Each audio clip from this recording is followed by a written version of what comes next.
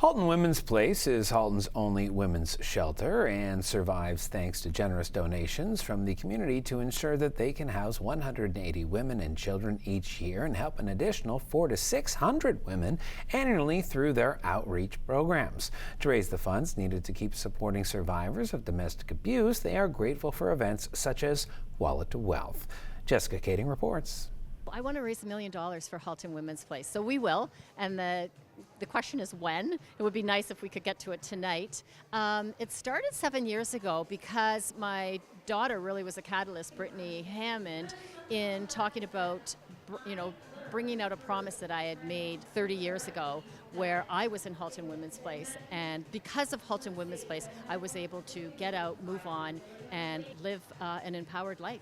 Whitney Hammond created Wallet to Wealth not only to give back to Halton Women's Place in a huge way, but also to educate, mentor, and inspire other women to lead empowered lives and get out of abusive relationships. Whitney Hammond, the fearless leader behind this, has really created much more than a fundraising event and awareness. She's created a movement. She's created a movement around women lifting women up, lifting each other up, and a movement where women share their stories. And in that it takes so much courage for women to do that and share what has happened to them, for women that have experienced so much of the shame and stigma that surrounds women experiencing domestic violence. And Whitney helps lift that by having so many women share their stories that the courage in this room multiplies by the end of the night, and women feel very much less alone. The featured keynote speakers used their personal stories to uplift and inspire everyone in the room. I went through very debilitating post-traumatic stress disorder, and I was actually in inpatient mental health care for 4 months. And this happened after I experienced very significant and severe domestic violence, which, I was really in that relationship because of a lot of earlier traumas.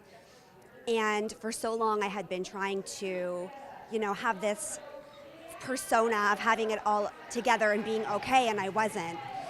And my message and my experience, strength, and hope for this evening that I hope that I convey is that, first of all, when you go through really hard times, you need and you deserve support.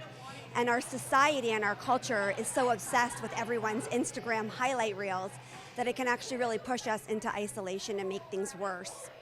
So the second thing that's really important for me is to pass on the fact that no matter what's going on in your life, there are always miracles happening for you behind the scenes if you're brave enough to know that you deserve better and that we get to recover. We get to go and have big, beautiful lives.